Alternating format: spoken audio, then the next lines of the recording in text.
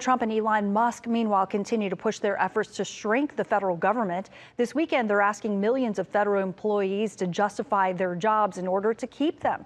Christian Benavides reports on some of the pushback. In an email Saturday announced first by Elon Musk with a post on X, federal workers were given until Monday to explain what they got done last week or risk losing their jobs. Only hours earlier, President Trump wrote online he wanted Musk to get more aggressive with federal cuts. Republican Utah Senator John Curtis said while he agreed with cutting spending, if I could say one thing to Elon Musk, it's like, please put a dose of compassion in this. These are real people. These are real lives. These are mortgages.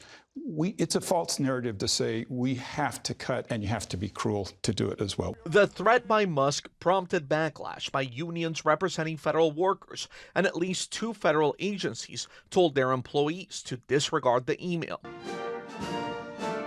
On Saturday, President Trump met with state leaders at the National Governors Association dinner.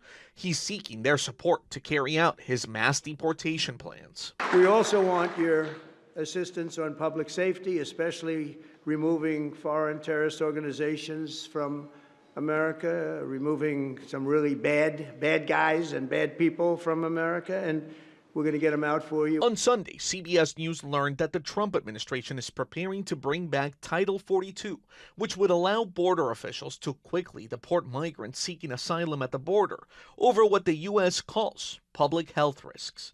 Christian Benavides, CBS News.